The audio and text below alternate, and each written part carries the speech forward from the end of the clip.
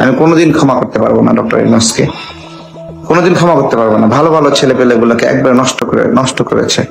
ছাত্ররা স্কুলে যাবে, কলেজে যাবে, তাদেরকে টাকার লোভ দেখাইছে, তারা টাকার পিছনে ঘুরতেছে, মব সৃষ্টি করতেছে। কোনোদিন ডক্টর ইউনূস নিয়ন্ত্রণ করার চেষ্টা করেনি।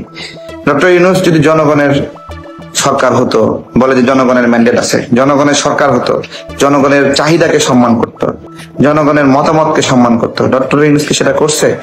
গতকাল বলছিলাম যে ডক্টর ইউনূস তার যে স্যাক্রিফাইস এবং ত্যাগ দেশের প্রতি, সেটা দিয়ে সর্বোচ্চ বাংলাদেশ ব্যাংকের গভর্নর হতে পারে। উনি সুদ বিষয়ে এক্সপার্ট।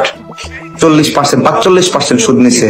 উনি যে সুদ ব্যবস্থাপনা করছে, সেই সুদ থেকে এদেশের গ্রামের মহিলারা কোনোদিন বের হতে পারে না, কোনোদিন বের হতে পারে না। উনি রিক্সাগুলো ভেঙে দিচ্ছে, উনি ফুড কার্ট ভেঙে দিচ্ছে, হকারের দোকান ভেঙে দিয়ে এদেরকে বলবে, মহিলাদেরকে বলবে যে সুদের উপর নাও, ছাগল কেন, ছাগল পালো, তোমরা কেন রিক্সা চালাবে। এই যদি হয় ব্যবস্থাপনা, তাহলে আমরা শঙ্কিত, আমাদের সার্বভৌমত্বের সংকট নিয়ে শঙ্কিত, আমাদের ধর্মীয় ব্যবস্থাপনা নিয়ে শঙ্কিত, আমাদের ইসলামের খুব জনপ্রিয়তার সাথে আলিমরা গিয়ে ওনাকে এক তালে সমাধান সাপোর্ট করছে। আমি ভয় পাই এগুলো দেখে, ভয় পাই যে ইসলামের লাইনের কোনো মানুষ না, তাকে আলেমরা গিয়ে সম্মান দিচ্ছে। একজন আলেম বলতেছে আজীবন দেখতে চায়, আজীবন দেখতে চায়, আজীবন দেখতে চায়।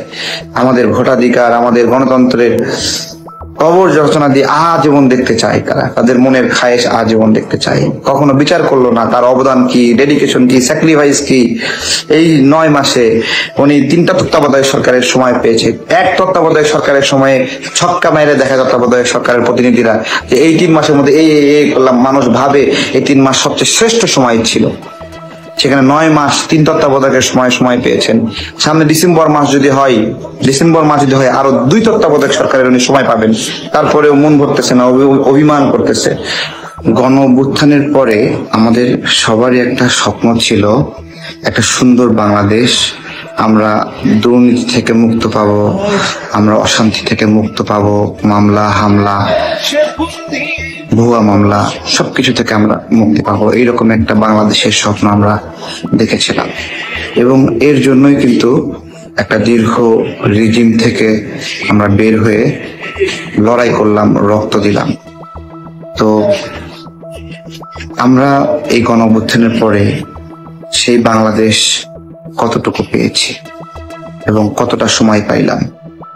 যদি বলেন কতটা সময় পাইলাম, তাহলে বলবো 3 তত্ত্বাবধায়ক সরকারের সময় আমরা পেয়েছি।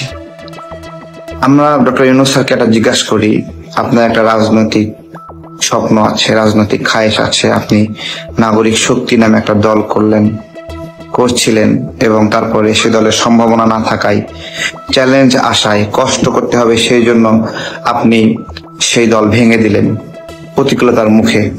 তারপরে দীর্ঘ 15-16 বছর ধরে অপেক্ষা করলেন। এই যে শেখ হাসিনার সময়ে আপনার গ্রামীণ ফোন বছরের পর বছর ব্যবসা করছে, কখনো তো বাধাগ্রস্ত হয়নি। বিভিন্ন সময় আপনার নামে নিউজ হয়েছে, কর ফাঁকির নিউজ হয়েছে, অবৈধ ভিআইপি লাইন ব্যবহার করেছে আপনার গ্রামীণ ফোন, যা নাই তা করেছে গ্রামীণ ফোন, করেছে না? 50,000 কোটি টাকা কর ফাঁকি দেওয়ার অভিযোগ আছে গ্রামীণ ফোনের বিরুদ্ধে। আপনার প্রতিষ্ঠান, আপনি সব পেয়েছেন। এই সব পেয়েও এই গণ অভ্যুত্থানের পরে এসে আপনি ক্ষমতা নিলেন, আপনি সঙ্গে সঙ্গে এতগুলো সুবিধা নিলেন। ঠিক আছে, এতগুলো সুবিধা নিয়ে যে চলছেন, আবার এনসিপি কে নামে একটা রাজনৈতিক দল বানাই দিলেন, তারাও সুবিধা নিচ্ছে হরদম। আমরা যারা গণ অভ্যুত্থানের বিপ্লব, আর একটা কথা জনগণের উদ্দেশ্যে বলবো, খবরদার বিপ্লবের পক্ষের শক্তি বিপক্ষের শক্তি এটা বলবেন না। ঠিক আছে, যে আমি বিপ্লবের পক্ষের শক্তি না বিপক্ষের শক্তি, আমি বিপ্লবের পক্ষে বা বিপক্ষের শক্তি না, আমি নিজেই একটা বিপ্লব, আমি বিপ্লব।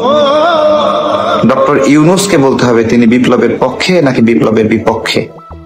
বিপ্লবের পক্ষে যদি হইতেন এতগুলো অন্যায় সুবিধা উনি নিতেন না, উনি এইভাবে গ্রামীণ ওয়ালেটের লাইসেন্স নিতেন না, আদম ব্যবসার লাইসেন্স নিতেন না। এগুলো মিথ্যা কথা কেউ প্রমাণ করতে পারবে?